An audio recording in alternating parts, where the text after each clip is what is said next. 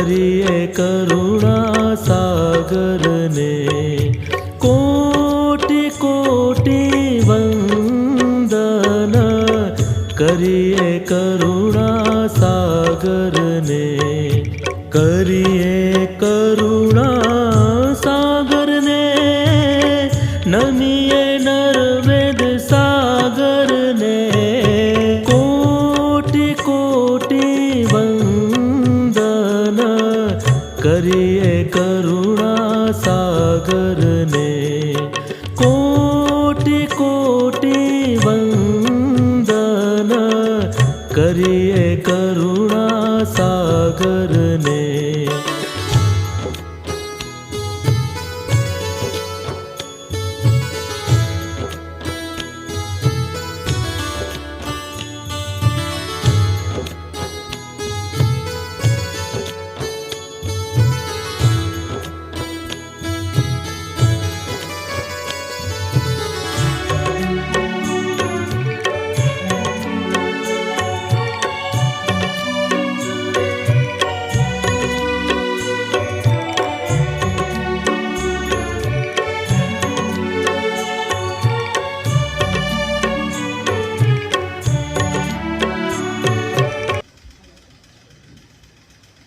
અત્રે ઉપસ્થિત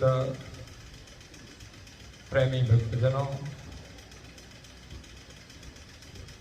આજે યુકે ઇંગ્લેન્ડની ધરતી ઉપર ઘણા વર્ષો પછી પરમ ગુરુ શ્રીમદ કરુણાસાગર મહારાજની અસીમ કૃપાથી અને આપ સૌ યુકે સ્થિત ભારતીય ભક્તોની હાર્દિક ભાવનાથી આવવાનો સંજોગ થયો છે અને આજે આંતરરાષ્ટ્રીય યોગ દિવસનો પણ યોગ છે,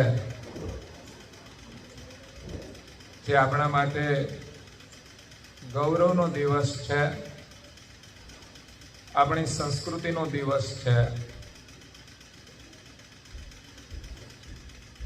આજે પરમ ગુરુ શ્રીમદ કરુણાસાગર મહારાજ જેઓ ભારતની અંદર ગુજરાતમાં આણંદ તાલુકામાં દિવ્ય સ્વરૂપે પ્રગટ થયા છે, જ્ઞાન સંપ્રદાયની સ્થાપના કરી છે કે ધર્મનું મૂળ એ જ્ઞાન છે અને જ્ઞાનમાંથી વૈરાગ અને ભક્તિનો ઉદય થાય છે અને જ્ઞાન, ભક્તિ અને વૈરાગનો ત્રિવેણી સંગમ એટલે ધર્મ છે. એકલા જ્ઞાનથી પણ આપણું કાર્ય થતું નથી,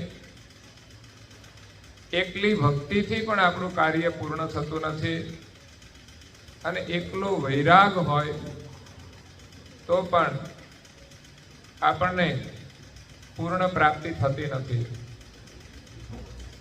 એટલે કરુણાસાગર મહારાજ શ્રીએ જ્ઞાન સંપ્રદાયની સ્થાપના કરી છે.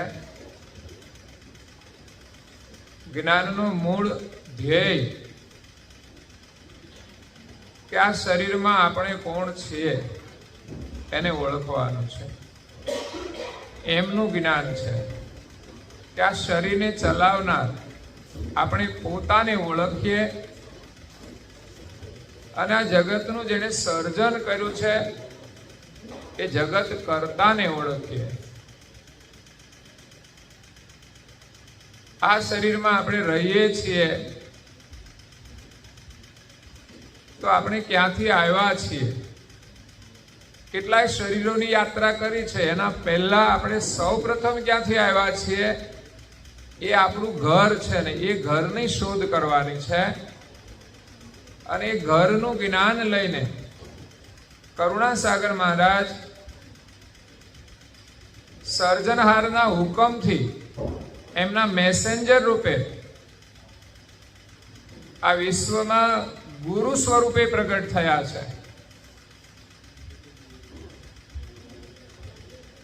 એટલે જ્ઞાન સંપ્રદાય દ્વારા આપણી ઓળખ થાય છે કે આપણે કોણ છીએ. તો કરુણાસાગર મહારાજ એ ગુરુ રૂપે પ્રગટ થયા છે, જેમને પરમ ગુરુનું સંબોધન લાગે છે. કોઈ પણ શબ્દનું સંબોધન એ એમની ઓળખ આપતું હોય છે. રાષ્ટ્રપતિ હોય તો એનું સંબોધન એને લાગતું હોય, વડાપ્રધાન હોય તો એનું સંબોધન એને લાગતું હોય. એ જ પ્રકારે પરમ ગુરુનું સંબોધન એ કરુણાસાગર મહારાજને લાગે છે કે આ જગતમાં એ સર્જનહારનું જ્ઞાન અને ગતિ લઈને આવ્યા છે. એક તો મનુષ્યના જીવનમાં ગુરુની આવશ્યકતા છે. જો કે લૌકિક જગતની અંદર પણ કાર્ય શીખવા માટે કોઈ માર્ગદર્શકની જરૂર પડે છે. આ સામાન્ય કાર્ય હોય તો આપણે દેખાદેખી જોઈને શીખી જઈએ, પણ વિશેષ નોલેજ માટે આપણે શિક્ષણ મેળવવું પડે છે, યુનિવર્સિટીમાં પણ અભ્યાસ કરવો પડે છે, અને પ્રેક્ટિકલ પણ આપણે અભ્યાસ કરવો પડતો હોય છે. તો ધર્મ જગતની અંદર આ શરીરને ચલાવનારું જે તત્વ છે બહુ રહસ્યમય છે.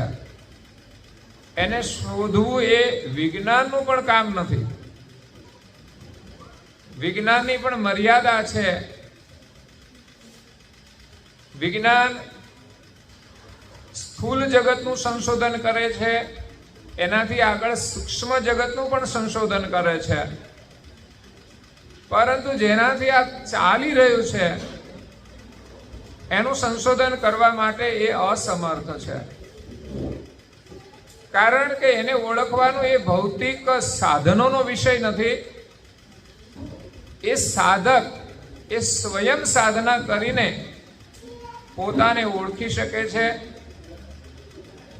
અને એનો જેને અનુભવ હોય એવા અનુભવી ગુરુ મળે ત્યારે જ આપણે પોતાની આત્માની ઓળખ કરી શકીએ છીએ. એટલે આ જગતની અંદર ગુરુ પરંપરાઓ ચાલે છે. એમાં ગતિની દ્રષ્ટિએ, અનુભવની દ્રષ્ટિએ ગુરુના 4 પ્રકાર છે. એક પરોક્ષ ગુરુ છે, એ પણ ગુરુ જ કહેવાય. એ આપણને ધાર્મિક ક્રિયાઓ કરાવે, પુણ્ય કરાવે, અને કહે કે તમે આવું સારું કામ કરશો તો તમને સ્વર્ગની પ્રાપ્તિ થશે. એને પરોક્ષ કહેવાય, પ્રત્યક્ષ ના કહેવાય. આપણે આ શરીર છોડ્યા પછી આપણને સ્વર્ગ મળે એવી આશાથી આપણે એ કામ કરીએ. સારું કર્મ કરવાથી એનું પરિણામ સારું તો મળે જ છે, એ તો બધા માને જ છે, એ રીતે પણ કરતા હોય છે. પણ એક વિશેષ આશાથી કે સ્વર્ગ મળશે, તો એ પરોક્ષ ગુરુ હોય એ આપણને સારા કર્મ કરાવે છે. તો સ્વર્ગનું સુખ પણ અહીંના જેવું જ છે. અહીંયા પણ કોઈ ગરીબ છે ને કોઈ અમીર છે, તો ગરીબના આગળ અમીરનું સુખ વિશેષ હોય, એમ અહીંના જે અમીર લોકો છે એનાથી પણ વિશેષ સુખ સ્વર્ગમાં છે, એવું આપણા શાસ્ત્રો કહે છે. એટલે એ ભાવનાથી પણ લોકો સારું કર્મ કરતા હોય છે. બીજા ગુરુ આવે છે એને ગુરુ કહે છે, અને બીજો શબ્દ છે તાય ગુરુ, એટલે તત્વના ગુરુ હોય છે. જે આ શરીરની અંદર બધા તત્વો છે, દૈવી તત્વો, એની આપણને ઓળખાણ કરાવે, અને દેવી મંત્રોથી એને આપણે સિદ્ધ કરવાનું. એટલે એક પ્રકારની સાધના છે જેનાથી સિદ્ધિ મળે અને આપણું કાર્ય સફળ થતું હોય છે. છતાં પણ આપણું કલ્યાણ નથી થતું. પહેલા નંબરના ગુરુ અને બીજા નંબરના ગુરુ આપણને સાધના કરાવે છે, પણ આત્મા તત્વની ઓળખ થતી નથી. એટલે ત્રીજા પ્રકારના ગુરુનું નામ છે સદગુરુ. ગુરુના આગળ સત શબ્દ આવે છે કે જે સત્યની ઓળખ કરાવે. આપણા શરીરમાં સત્ય એ આપણું સ્વરૂપ છે. આજે શરીરને આપણે માની લીધું છે આપણું સ્વરૂપ, એ તો આપણે બધા જાણીએ છીએ કે એક દિવસ એ તો નષ્ટ થઈ જ જાય છે. પણ છતાંય જ્યાં સુધી શરીરમાં રહીએ છીએ ત્યાં સુધી આપણને શરીર સત્ય લાગે છે. પરંતુ શરીરને ચલાવનાર આપણું સ્વરૂપ સત્ય છે, કારણ કે શરીર છૂટી જાય છે પણ એમાં રહેલો જે આત્મા છે એને કરુણાસાગર મહારાજ અંશ કહે છે. આપણે માલિકના અંશ છીએ. તો એ તો અજર અમર છે, સત્ય છે, એનો ક્યારેય નાશ થતો નથી, એનું મૃત્યુ પણ નથી થતું. આપણે કહેતા હોઈએ છીએ કે ફલાણા ભાઈનું કે ફલાણા બહેનનું મૃત્યુ થયું. હા, તો એ બહેનનું કે ભાઈનું મૃત્યુ થયું બરાબર છે, કારણ કે એ તો નામ હતું શરીરનું અને એનું જ મૃત્યુ થયું છે. પણ એમાં રહેલો જે આત્મા છે એ તો અજર અમર છે, એ મરતો નથી. પણ એને ઓળખાવાનું કામ આ જગતમાં સદગુરુ કરે છે, કે જેમણે પોતાના સ્વરૂપને ઓળખ્યું છે અને એના અનુભવનું એમણે જ્ઞાન આપ્યું છે. તો એમના શરણે જવાથી આપણને આપણા સ્વરૂપની ઓળખાણ થાય છે. પણ એનાથી ઉપર પરમ ગુરુ છે. કરુણાસાગર આવ્યા છે, એનું નામ છે એ પ્રમાણે એની ગતિ છે, એ કરુણાનો સાગર છે. આ જગતમાં એ અપાર કરુણા કરે છે. એટલી એમની કરુણા ગતિ સ્વરૂપે છે કે ક્યારેક ખૂટતી જ નથી. લેવાવાળા જોઈએ એટલી એમાં કરુણા ભરેલી છે, સાગર જેટલી. તો એને પરમ ગુરુનું સંબોધન લાગ્યું છે કે આ જગતની અંદર વિશ્વના જે સર્જનહાર છે, જેના સંકલ્પથી આ જગતનું સર્જન થયું છે, જે સર્જનહાર આ જગતથી ન્યારા છે, એ સર્જનહાર એવા ચૈતન સ્વરૂપ છે કે સૂર્યની માફક એનો પ્રકાશ ચો તરફ ફેલાયેલો છે. એક ચૈતન તત્વ છે, એમનો પ્રકાશ ચો તરફ ફેલાયેલો છે અને પ્રકાશની અંદર આ સૃષ્ટિનું એમણે સર્જન કર્યું છે. તો એમણે વિવિધ પ્રકારના શરીરો બનાવ્યા. મનુષ્ય, પ્રાણી, પશુ, પંખી, એમ કહેવાય છે 84 લાખ પ્રકારના શરીર બનાવ્યા. એમાં 13 લાખ મનુષ્યના છે પ્રકાર વિવિધ. આપણે અલગ અલગ દેશોમાં જોઈએ તો અલગ હોય છે, ભાષાની દ્રષ્ટિએ અલગ હોય છે, જેની સાથે વ્યવહાર કરી શકે. એમ પ્રકૃતિ, દરેકના સ્વભાવ, એમ સર્વ રીતે મનુષ્યના 13 લાખ પ્રકાર છે. એટલે જેવી આપણા કર્મ હોય એ પ્રકારે મનુષ્યનું શરીર પણ એ પ્રમાણે જ મળે છે. 7 લાખ પશુની જાતિ છે, 10 લાખ કીટ જાતિ છે, 14 લાખ પક્ષીની જાતિ છે, 22 લાખ જળચર જાતિ છે અને 18 લાખ સ્થાવર જાતિ એટલે વનસ્પતિની જાતિ છે. એમ મળીને કુલ 84 લાખ આ શરીરો થતા હોય છે. એ જગતના સર્જનહારે આ જગતનું જે સર્જન કર્યું છે એમાં બધા જ ઘાટ જરૂરી છે. એવું નહીં કે ભાઈ આ અમુક ઘાટ તો નકામા લાગે આપણને, પણ ખરેખર એવું નથી. એમાંથી કોઈ પણ એક ઘાટ ના હોય ને તો પણ આ સૃષ્ટિનું જે ચક્ર છે ને એમાં વિક્ષેપ થઈ જાય. માનો કે કોઈ ગાડી બનાવી છે તો આપણને એમ લાગે કે આ બનાવ્યું છે ને વધારાનું છે, પણ ના, ગાડી વાળાએ જેટલું બનાવ્યું ને એ જરૂરી બનાવ્યું હોય. હાલે ખરી ગાડી, પણ દરેક વસ્તુ જરૂરી બનાવી હોય છે. એમ માલિકે 84 લાખ બનાવ્યા છે ને એ બધા જરૂરી છે. આપણે એને જાણતા ન હોઈએ એટલે આપણને એમ લાગે કે આ જરૂરી નથી. તો શરીરો બનાવ્યા, પણ શરીરો એની જાતે ચાલતા ના થયા. એટલે એની અંદર પોતાની સજાતીનો અંશ મૂક્યો છે. આજે શરીરો બનાવ્યા ને એ શૂન્યમાંથી સર્જન થયું છે. શરીરોનું અવિગત આકાશ એટલે શૂન્યમાંથી આકાશ તત્વ થયું, આકાશમાંથી વાયુ તત્વ થયું, વાયુમાંથી અગ્નિ થયો, અને અગ્નિમાંથી જળ, ને જળમાંથી પૃથ્વી.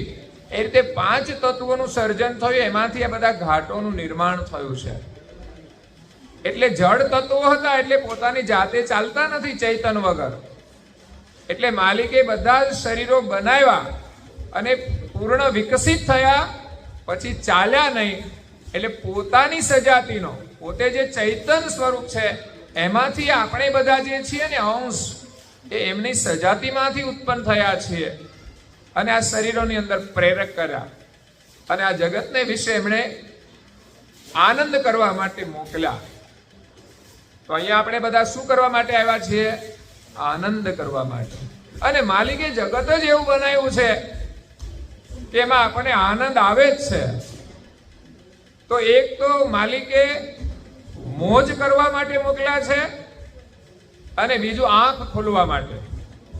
તો મોજ તો કરવાનું આપણે બધા જાણીએ છીએ, ખાઓ પીવો ને મોજ કરો એવું આપણે કહીએ છીએ. પછી જે ખાય તે, દરેકને મોજ આવે છે. પણ આંખ ખોલવાનું આપણે ભૂલી ગયા. કે આ બધું બનાવ્યું છે, આપણે ભોગવીએ છે, તો આનો બનાવનારો કેવો હશે? આજની ટેકનોલોજી જોઈએ તો વિજ્ઞાન સંશોધન કરે છે, માણસ એને ચલાવે છે, એ વિશેષતા છે. પણ આખર તો ભગવાને બનાવ્યું છે ત્યારે માણસ કરતો હશે ને. તો આખર તો મૂળ તો ભગવાનનો જ આમાં ઉપકાર છે. મૂળ કરનાર તો એ જ છે. પણ ત્યાં સુધી કોઈની દ્રષ્ટિ નથી જતી, અગર તો કોઈ વિચાર નથી કરતું. બસ આપણે તો મોજ કરવાનું અને આ જીવન પૂરું કરી દેવાનું. એટલે એ માલિકને ઓળખવા માટે આપણા જીવનમાં ગુરુની જરૂર છે. અને સામાજિક રીતે સુખી થવા માટે પણ ગુરુની આવશ્યકતા છે. ધર્મનું જ્ઞાન હોય તો જ આપણે સુખી થઈ શકીએ છીએ. આ ધર્મનું જ્ઞાન ના હોય તો સગવડ મળી શકે છે, પણ સુખી થવા માટે, અગર તો સુરક્ષિત રહેવા માટે આપણા માટે ધર્મની આવશ્યકતા છે. તમે ગાડી નિયમ પ્રમાણે ચલાવો કે અહીંયા નિયમ પ્રમાણે રહો છો તો તમારી સુરક્ષા છે. એમ જ આપણા જીવનરૂપી આ એક ગાડી જ છે. એને કેમ ચલાવી એના નિયમો ભગવાને આપ્યા છે, શાસ્ત્રોમાં આપણા ઋષિમુનિઓએ આપ્યા છે. પણ બધા એવી રીતે નથી ચલાવતા. આ શરીરમાં જે ગાડી પેટ્રોલની હોય એમાં પેટ્રોલ જ ચાલે, બીજું ના ચાલે. પણ આપણે આ ગાડી ભગવાને જે બનાવી છે ને એમાં લોકો બધું કચરો નાખતા હોય છે, તો આપણે બગાડીએ છીએ. જરૂર કરતા વધારે લઈએ તો પણ બગડતી હોય છે. એટલે ધર્મની બહુ જ આવશ્યકતા છે. તો કરુણાસાગર મહારાજ એ પરમ ગુરુ છે. સદગુરુ આપણને ઓળખાવે, પણ આપણા માલિક કોણ છે એની ખબર નથી. આત્માની ઓળખ થઈ જાય એટલે આપણું જન્મ મરણ ટળી જાય. મીરાબાઈએ કહ્યું છે કે આત્માને ઓળખ્યા વિના રે 184 નહીં રે મટે રે જી. આ બ્રહ્મણાને ભાંગ્યા વિના રે ભવના ફેરા નહીં રે મટે રે જી. એટલે પૂર્ણ સુખ તો આપણે ત્યારે મળશે કે જ્યારે આપણે પોતાને ઓળખીએ.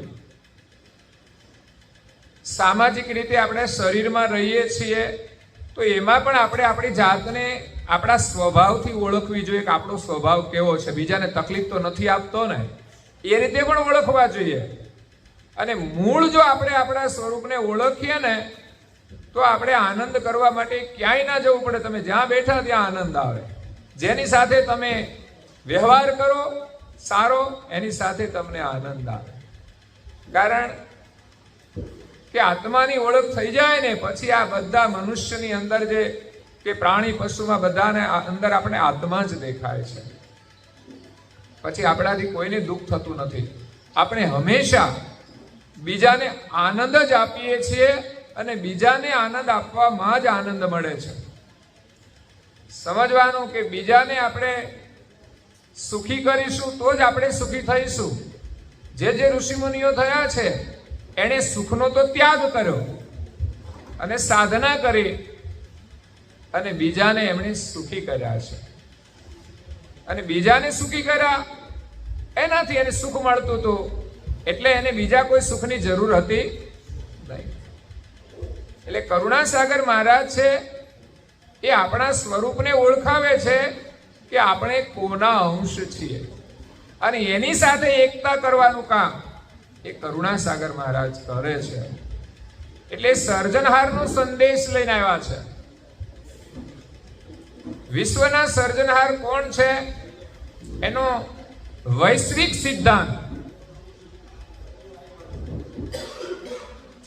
કે બધા એને સ્વીકૃત કરે અને બધાના સર્જનહાર એક છે, ગોળ એક છે, ભગવાન એક છે, એની એ પરિભાષા લઈને આવ્યા છે.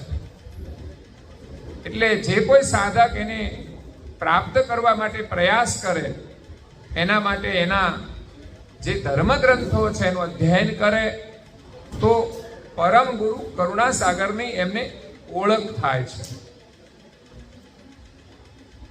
તો વિશ્વના સર્જનહાર કોણ એની એક પરિભાષા. અહીંયા તો અવતાર લઈને આવે એ અવતારી પુરુષો છે, એટલે અહીંયા ભિન્ન ભિન્ન પરંપરાઓ શરૂ થતી હોય છે. બધી ધર્મની જ પરંપરાઓ છે, પણ આખર બધી એક સમુદ્રની અંદર નદીઓ જેમ ભળી જાય એ જે મૂળ છે એ કરુણાસાગર મહારાજ આપણને બતાવે છે કે વિશ્વના સર્જનહાર એક છે.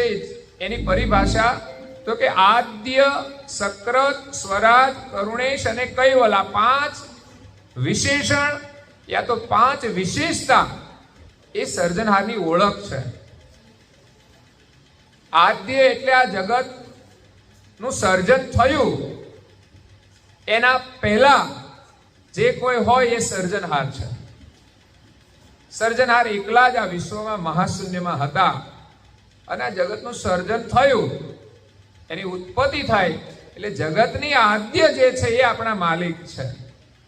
એ સિવાય જગતની ઉત્પત્તિ પછી આ જગતમાં આવ્યા હોય અને એનામાં વિશેષતાઓ હોય પણ એ માલિક ના બની શકે.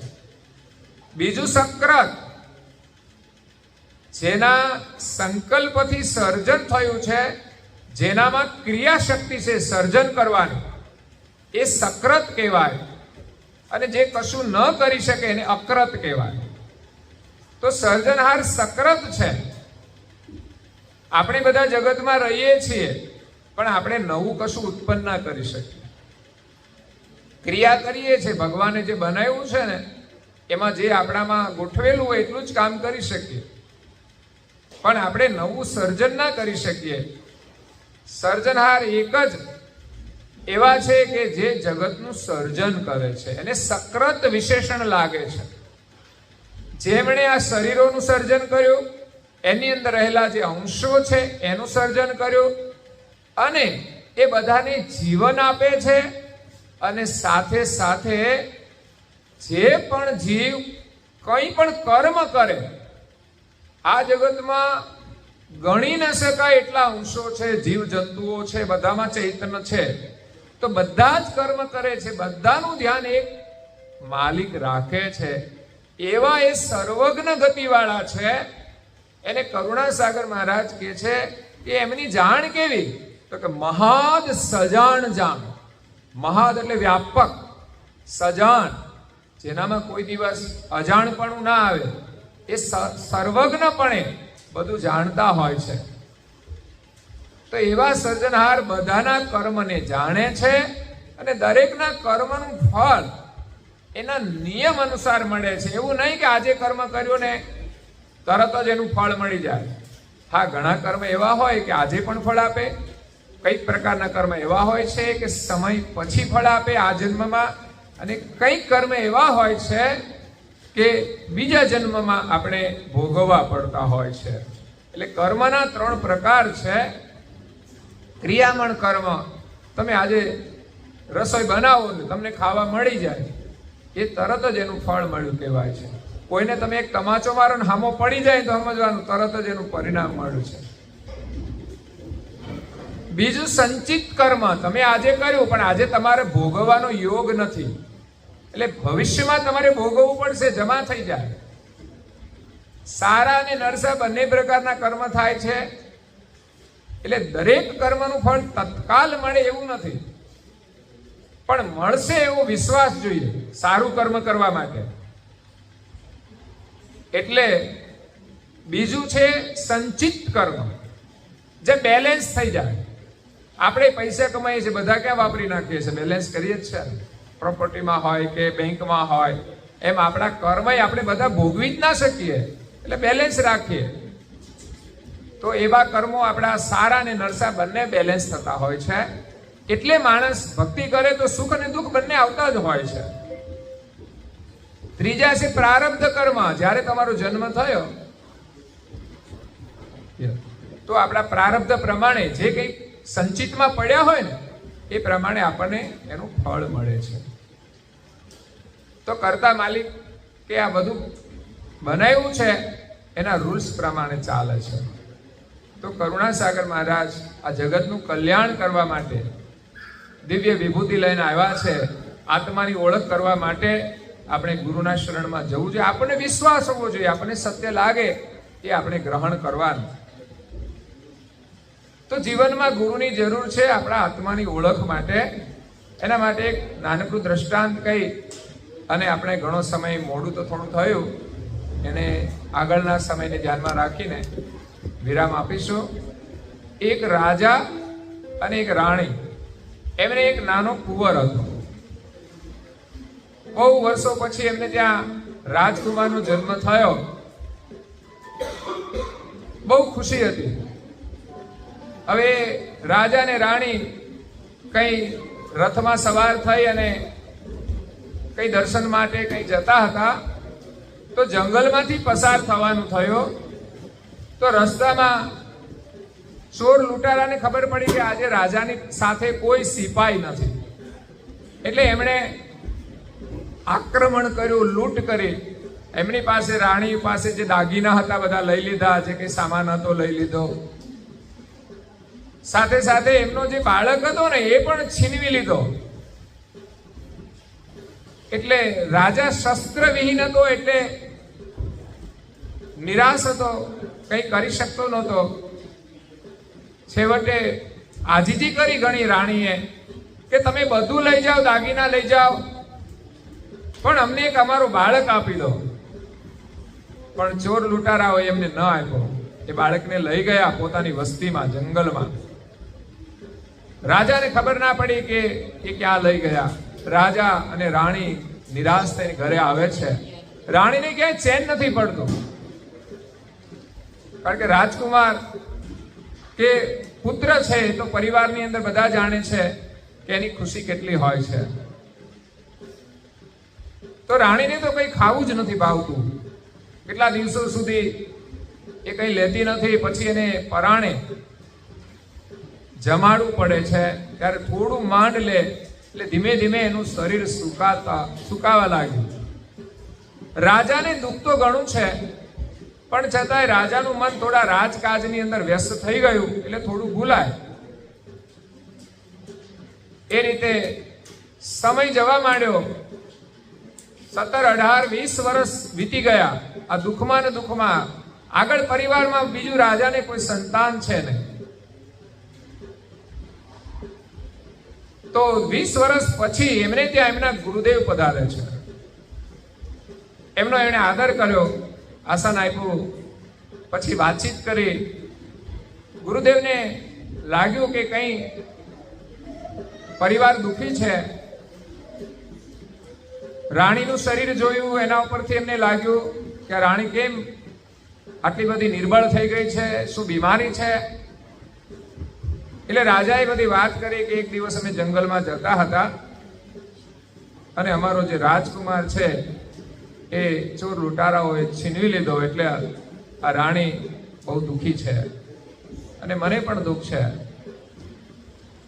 એમના ગુરુ તપસ્વી હતા.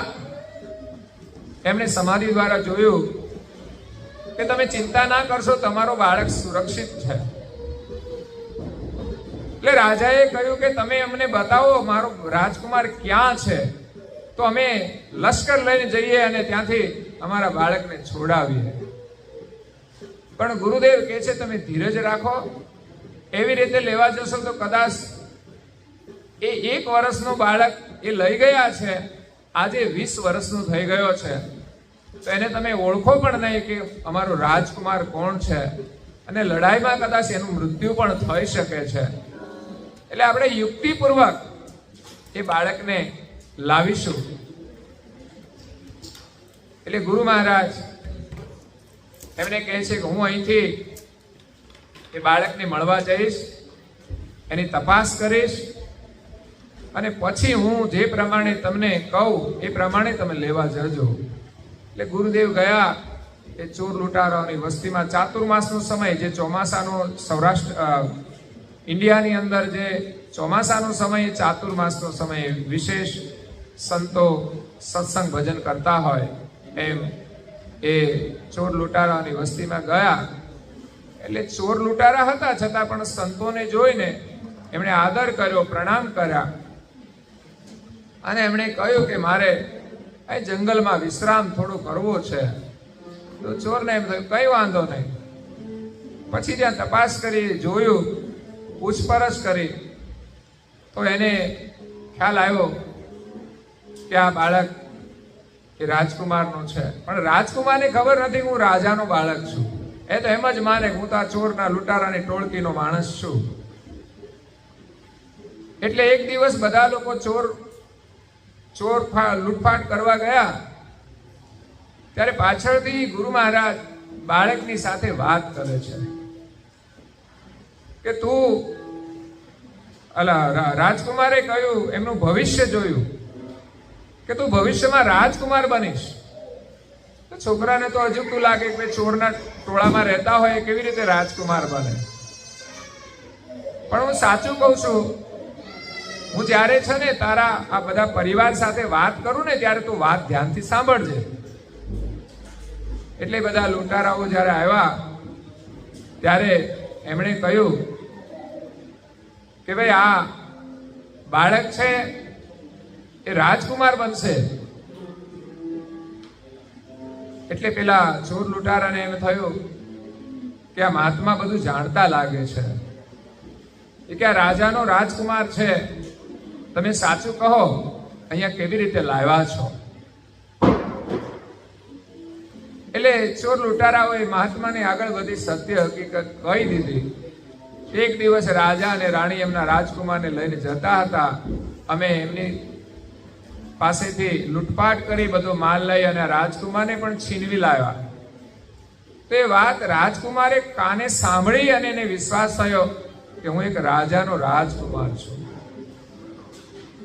ગુરુદેવ એમને સલાહ આપે છે કે હવે તને લેવા માટે તારા પિતા આવશે, પણ તારે શું કરવાનું છે, તારી ઓળખ માટે તારે ગળામાં એક માળા પહેરવાની છે અને કપાળમાં છે ને એક ટીકો લગાવવાનો છે. તો એ રીતે ગુરુદેવ એમને આજ્ઞા આપી અને પછી રાજા પાસે આવે છે. રાજાને બધી વાત કરી કે તમે એના ઉપર ચડાઈ કરો, પણ રાજકુમારના ચિહ્નને ઓળખીને તમારે એને નુકસાન ન થાય એવી રીતે લડાઈ કરવાની છે, અને પછી તમારે એને લઈને આવવાનું છે. એટલે રાજાએ એ પ્રમાણે તૈયારી કરી, સૈનિકો લઈ અને ગયા. લડાઈની અંદર એમની પાસે સૈનિકો હોય તો પછી તો વાંધો ના આવે. એટલે એની જીત થઈ અને રાજકુમાર જેના ગળામાં વરમાળા હતી, એના કપાળમાં તિલક હતું, તો એ રાજકુમારને લઈને પોતાના રાજમાં આવે છે. રાણીની ખુશીનો કોઈ પાર રહેતો નથી. રાણી બાળકને મળતા જ એટલી બધી ખુશ થઈ જાય છે કે 20 વર્ષ પછી આજે એનું બાળક મળે છે અને માને છે કે આ બધો તો ગુરુદેવનો ઉપકાર છે. ગુરુદેવની કૃપાથી આજે એમને અમારું બાળક મળ્યું છે. એક સામાન્ય કાર્યમાં પણ એમની કૃપા કામ કરતી હોય છે. તો આપણે ગુરુના શરણમાં જઈને આપણા માલિકને મળવાનું છે. આપણે રાજાના સંતાન છીએ. આ વિશ્વના જે રાજા સર્જનહાર છે એમના સંતાન છીએ. પણ આ વિશ્વરૂપી જંગલમાં ચોર લૂંટારાઓએ આપણને લૂંટીને આપણે માલિકથી જુદા પાડી દીધા છે અને આપણે પોતાને ભૂલી ગયા છે કે આપણે રાજકુમાર છીએ. પણ ગુરુ મહારાજ જો મળે ને તો આપણને ઓળખાણ આપે કે તમે તો સર્જનહારના સનાતન ચૈતન અંશ છો, રાજા તરીકે રાજકુમાર છો. અને એ પ્રમાણે હવે આપણે પાછી ઓળખ ધારણ કરવી પડશે કે ગળામાં ગુરુ મહારાજની કંઠી અગર હાથમાં આપણે માળા લઈને જપ કરતા હોઈએ છીએ અને કપાળમાં તિલક એક પરંપરાનું હોય છે અને આધ્યાત્મિક ચિહ્ન છે. આમ તો નોર્મલ હોય, અહીંયા તો આપણે બહુ ઓછું જોવા મળે, પણ છતાંય માનવાવાળા લોકો તો ગમે ત્યાં કરતા હોય છે. અહીંયા આપણે બધા મંદિરોમાં જઈએ, હરે રામ હરે કૃષ્ણ ઇસ્કોન મંદિર હોય કે બીજા જે જે પરંપરા હોય, જે વિશેષ માનતા હોય, શ્રદ્ધા હોય, એ કરતા હોય છે. એટલે એક ઓળખ છે. આપણા માથે જે ગુરુ છે ને એનું એક પ્રતીક છે અને એ આપણી રક્ષા કરતું હોય છે. જેમ સૌભાગ્યવતી બહેનો હોય એ માથા ઉપર સિંદૂર લગાવે તો ન લગાવે તો શું ઘર ના ચાલે? ચાલે. બધાને કઈ પરંપરા નથી હોતી, પણ આપણા હિન્દુ ધર્મની અંદર સંસ્કૃતિમાં એ પરંપરા છે, એનું મહત્વ છે, ગૌરવ છે, એટલે એ ધારણ કરતા હોય છે. એવી રીતે ધર્મની અંદર પણ આ ચિહ્નો છે, એનું પણ મહત્વ હોય છે. એટલે આપણી પ્રાથમિક શરૂઆત ત્યાંથી થતી હોય છે. પછી તો ગુરુ જે મંત્ર આપે એમાં વિશ્વાસ રાખીને આપણે જપ કરીએ તો એ મંત્ર શક્તિ આપણને મળતી હોય છે. પછી આપણે શાસ્ત્રોના જે થોડા નિયમો આપ્યા છે, આપણે વહેલા ઉઠીએ અને રોજ થોડો સમય કાઢીએ પ્રાર્થના માટે, થોડો સમય ધ્યાન માટે. આજે આંતરરાષ્ટ્રીય યોગ દિવસ છે તો સ્વાસ્થ્ય માટે પણ આપણે કંઈક કરવું જોઈએ, આપણા શરીરના સ્વાસ્થ્ય માટે. જો શરીર સારું ને તો જ બધું સારું, નહીં તો બધું નકામું છે. એટલે શરીરની કાળજી આપણે રાખવી જોઈએ. અને આ શરીરમાં આત્મા છે, મન છે, એ પણ આપણું પ્રસન્ન રહેવું જોઈએ. એના માટે આપણે પ્રાર્થના, પૂજા આ બધું આવશ્યક છે અને એક સંસ્કાર છે. એનાથી આપણામાં સાત્વિક ભાવના પ્રગટ થાય છે. અને થોડું શાસ્ત્રોનું અધ્યયન નિયમિત કરવું જોઈએ. એ આપણો જીવન સાથી છે, જીવનનો મિત્ર છે. સારા વિચાર થોડા પણ આપણને રોજ મળે તો ખરેખર આપણું જીવન સુરક્ષિત રહેશે અને આપણને જીવનની સાચી દિશા આપશે. એટલે આજે યુકેની અંદર આવવાનું થયું, એમાં જ પરમ ગુરુની પ્રેરણાથી પાસપોર્ટ તો હતા જૂના, એમાં હતું ક્યારેક જઈશું. તો ગઈ સાલ ટ્રાય કરી હતી અમે, પણ 2 મહિના નીકળી ગયા હતા. એટલે અહીંયા સમય થોડો જતો રહ્યો હતો. સૂર્યોદય બહુ મોડો થાય, સૂર્યાસ્ત વહેલો થઈ જાય, એટલે કે અત્યારે અનુકૂળ નહીં રહે. પછી અમે મૂકી દીધું. આપણે એટલું બધું ઇમરજન્સી પણ નહોતું. ભગવાન જ્યારે જે લઈ જાય એટલે એ રીતે જવાનું. આપણે કોઈ દુઃખ, હર્ષ પણ નહીં, શોક નહીં. આપણે સારું કાર્ય જ કરીએ છીએ એટલે હંમેશા હર્ષમાં જ રહીએ. એટલે આ વર્ષે ટ્રાય કરી. અમારા જેઠોલીના ભક્ત અહીંયા ક્રોઇડનમાં રહે છે અને એમણે સ્પોન્સર કર્યું. એ પરિવારને પણ હું ખૂબ ધન્યવાદ આપું છું. એક પ્રારંભ અને બીજા અન્ય કન્ટ્રીમાં જવાની ઈચ્છાથી કીધું યુકેની અંદર ટ્રાય કરીએ તો જલ્દી સક્સેસ થાય છે. એ રીતે પહેલાં પણ એવું જ થયેલું. અમેરિકા જવાનું હતું 20 વર્ષ પહેલાં, ત્યારે વિઝા ના મળ્યા એટલે પછી યુકેની ટ્રાય કરી તો એના મળી ગયા. ત્યાર પછી યુએસએના વિઝા મળ્યા હતા. એ રીતે અન્ય કન્ટ્રીમાં બધાની ઈચ્છા છે. આજે જ અહીંયા આવ્યા છીએ તો પણ કેનેડાના એક ભક્તે કહ્યું કે અહીંયા આવજો. ઓસ્ટ્રેલિયા ફોન કર્યો તો કે અહીંયા આવજો. મેં કીધું ભગવાનના કાર્ય માટે તમારી ભાવના હશે, યોગ થશે, એ પ્રમાણે આપણે કાર્ય કરીશું. અને અહીંયા આવ્યા પછી આવું કોઈ આયોજન નહોતું, પણ છતાંય અહીંયા અમારા વિશાલભાઈ અને હાર્દિકભાઈ બંને હમણાં નવા જ આમ ગણીએ તો 2-3 વર્ષમાં આવ્યા છે, એટલે હજુ સ્ટેબલ ના થયા હોય છતાં પણ એમણે સાહસ અને ભાવનાથી આ એક આયોજન કર્યું અને બધાને ઇન્વાઇટ કર્યા. એટલે એની બહુ પ્રસન્નતા છે કે તમે એક બહુ સારી શરૂઆત કરી છે, બધાને એક સારો સંદેશ આપ્યો છે. દૂર દૂરથી પણ લોકો આવ્યા છે, એને પણ હું ધન્યવાદ આપું છું કે આપણને એક શ્રદ્ધા છે આવા શુભ કાર્ય માટે. આમ તો સામાજિક કાર્ય માટે આપણે જતા હોઈએ છીએ, પણ એક લૌકિક આનંદ હોય છે વ્યવહાર માટે, પણ આવા કાર્ય માટે જવું એ બહુ મહત્વપૂર્ણ છે. અને એથી વિશેષ અમારા વિશાલભાઈ ને હાર્દિકભાઈ જે અંડરમાં કામ કરે છે એવા અમારા હિરેનભાઈ અને બીજા જિગ્નેશભાઈ, હા એ પણ બધા કામમાં વ્યસ્ત હોય છે, મોટા બિઝનેસ ચલાવે છે, છતાં પણ એમાંથી સમય લઈને અહીંયા આવ્યા છે. અને કાલે અમારે ત્યાં પણ જવાનું થયું હતું, અહીંયા પણ આવ્યા હતા. તો એ બધાને પણ ખૂબ ખૂબ ધન્યવાદ આપું છું. અને અહીંયા જે બધા આવ્યા છે ને એનો પણ એક સહયોગ સારો કે તમે આજના પ્રસંગમાં ઉપસ્થિત રહીને પણ એક સહયોગ આપ્યો છે. એટલે બધાને ભગવાનના ખૂબ આશીર્વાદ છે. આજના દર્શન તમારા માટે આશીર્વાદ છે.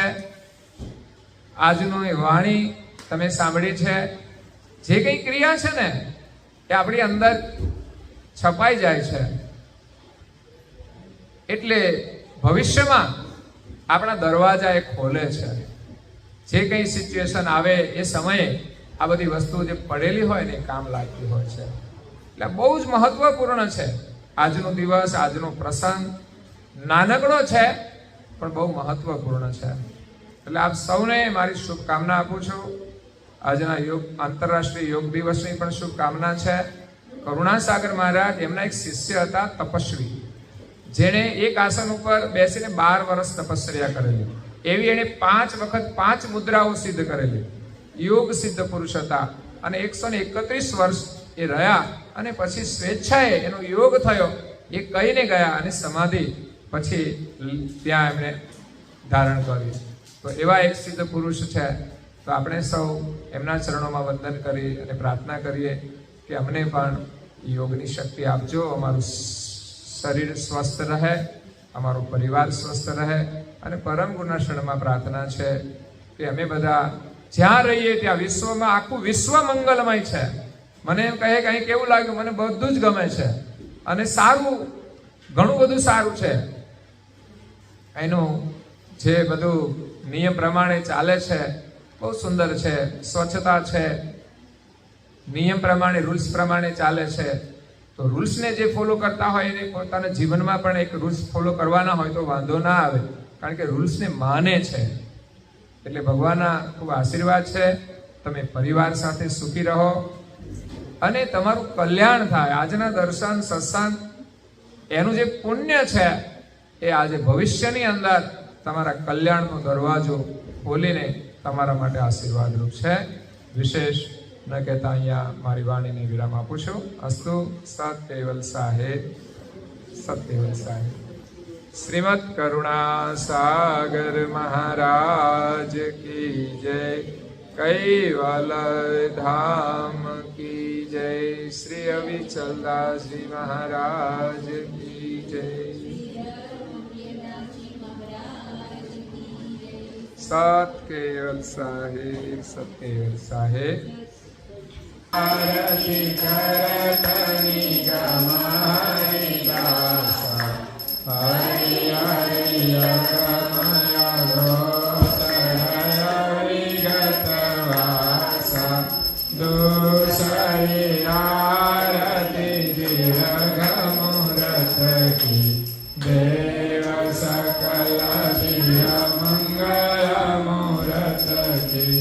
આરતી કરતની ગમ હરિદાસા, હરિ હરિ અગમય ગોચરય વિગત વાસા, તીસરી આરતી સકલ સુમતતી, બ્રહ્મા વિષ્ણુ મહેશ્વર પતકી. આરતી કરતની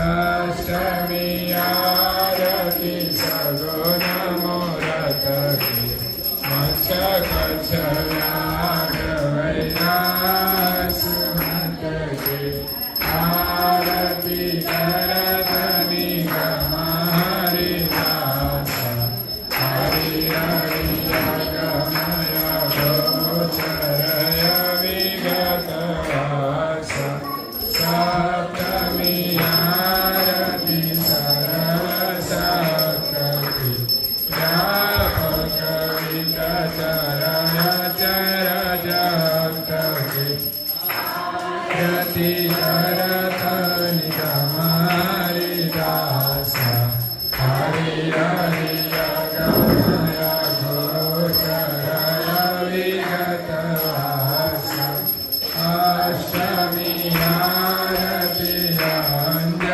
અંજનયારતી પરમ પુરુષય વિકાસ કર સકી આરતી કરતની ગમારી દાસ હરિ હરિ ગમય ગોચરય વિગત વાસ નવમી આરતી નવનીત સિદ્ધકી સકલ સૃષ્ટ પૂરિત સનિધકી આરતી કરતની ગમારી દાસ હરિ હરિ ગમય ગોચરય વિગત વાસ દસમી આરતી આજ પુરુષ કી છેક છેવટપતિ પરમાયુષ કી આરતી કરતની ગમારી દાસ હરિ હરિ ગમય ગોચર અવિગત વાસ જાહિ પરંતો અંતો નૈકો નિજ કૈવલ કારણ વિનુતય આરતી કરતની ગમારી દાસ હરિ હરિ ગમય ગોચર દિન કે શુદ્ધ સંકલ્પ સલપ મેં અખિલ લોક ઉપજાય પલક મેં આરતી કરતની ગમારી દાસ નહીં નહીં રહેવા દો સેટિંગ કર્યું છે બધું જ દેખાય ગોચરય વિગત વાસ કહે કુબેરય શેરય રથકી બૌદ્ધ પનય બલગન સરતકી આરતી કરતની ગમારી દાસ હરિ હરિ ગમય ગોચરય વિગત વાસ આરતી બધી આપવાની છે સસ્વયંગ સદપદાંગ સર્વમોક્ષદાય અદિતાંગયનુસુતાંગ ભવિતાંગ ઈશ્વરે તાદ્વેતાય તદપદાંગ સાંગૃતાય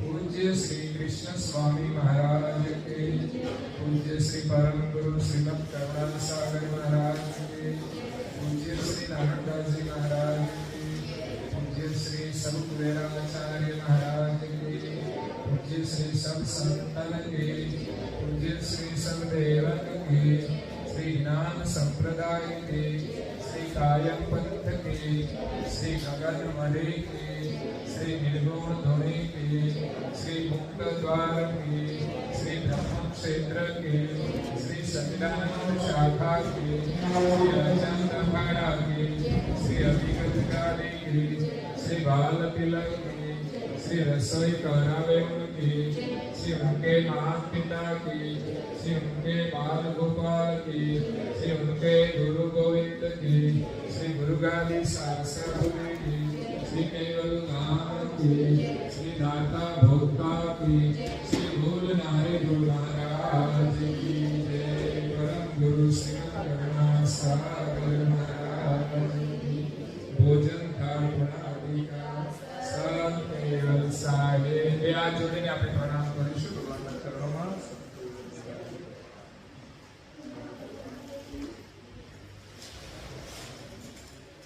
सब केवल साहे। आप सौने भगवानના ખૂબ ખૂબ આશીર્વાદ શુભકામનાઓ છે। सब केवल साहे।